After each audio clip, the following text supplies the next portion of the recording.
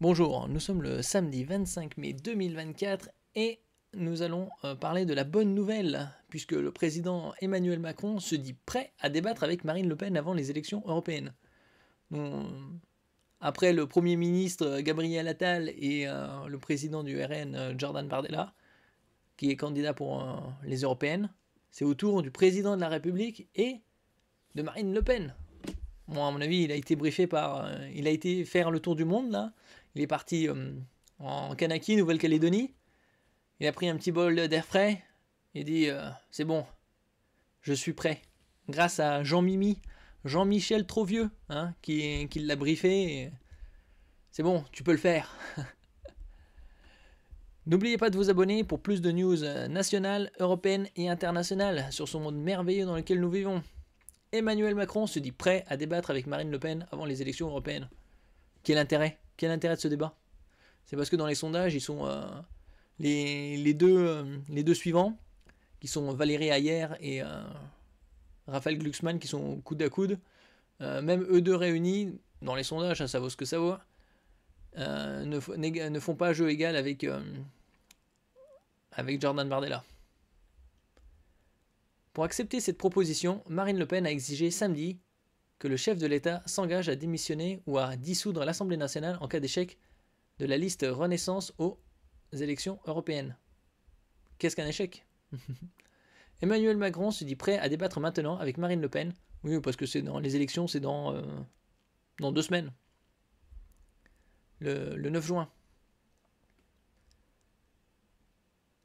Présidente du groupe Rassemblement National à l'Assemblée nationale en vue des élections européennes du 9 juin. Scrutin où se joue selon lui une partie du destin de la France dans un entretien accordé aux Parisiens, paru samedi 25 mai. Citation. Si on pense que c'est une élection où se joue une partie du destin de la France, ce que je crois, il faut débattre.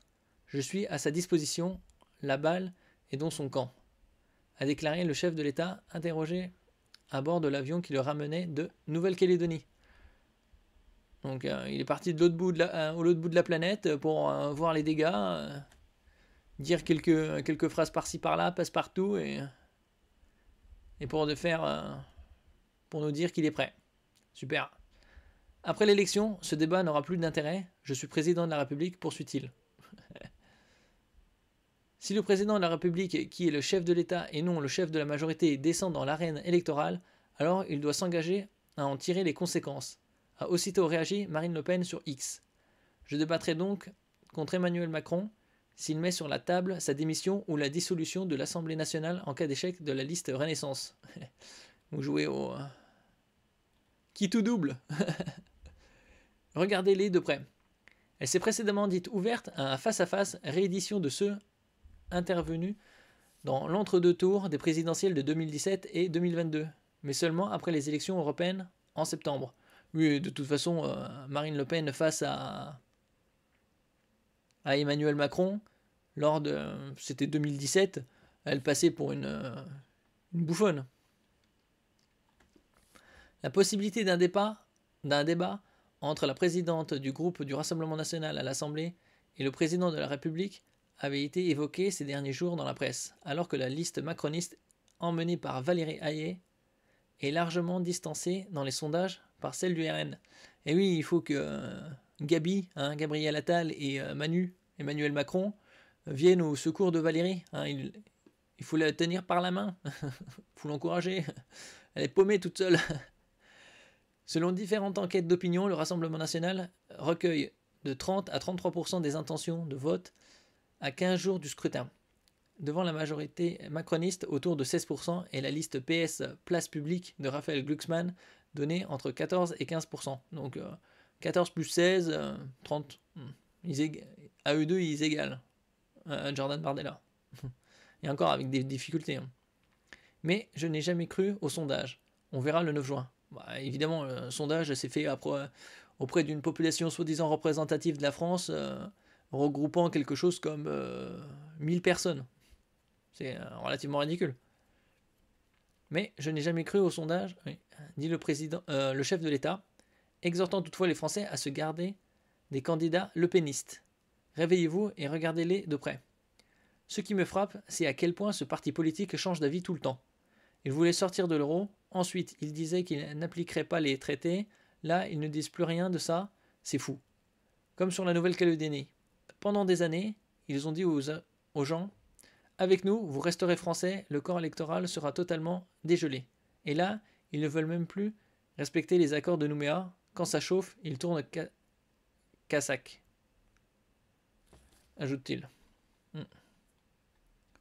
Oui, enfin, c'est Marine, c'est une girouette. Raphaël Glucksmann, tête de liste Parti Socialiste, Place Publique, a quant à lui reproché à la majorité présidentielle de kidnapper l'élection par un face-à-face mortifère avec l'extrême droite. Le débat de jeudi soir entre le Premier ministre Gabriel Attal et Jordan Bardella était une forfaiture démocratique. Les Français ne sont pas dupes, ils ne veulent plus de ce face-à-face mortifère pour la démocratie française, a déclaré M. Glucksmann en marge d'un meeting à Brest, estimant que le pays était dirigé par des gens qui sont en train de jouer avec des allumettes dans une station essence. Non, mais c'est juste un cirque, c'est le cirque politique. Hein, au lieu de faire des débats aussi merdiques, qu'ils fassent intervenir chacun des candidats à la télé. Hein. Chaque soir, 2 personnes peuvent parler, présenter leur projet et débattre tous ensemble. Bon, le problème, c'est qu'il y a 37 candidats. C'est beaucoup, beaucoup trop.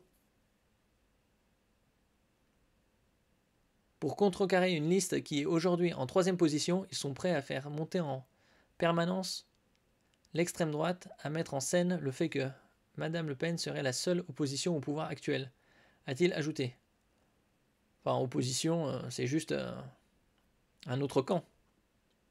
La liste PS Place Publique de Raphaël Glucksmann est donnée en 3e position dans les sondages, faisant quasiment jeu égal avec celle de Valérie Hayet, mais loin derrière celle du Rassemblement national. Le problème, c'est que ça fait au moins 40-50 ans que ça se alterne gauche-droite, hein, qui passe à autre chose. Mais il ne faut pas se leurrer, hein. Tous les partis politiques jouent un rôle, celui de diviser la population et de l'opposer. Merci pour votre écoute. N'oubliez pas de mettre un j'aime, un commentaire, de partager et de vous abonner à la chaîne. À la prochaine fois.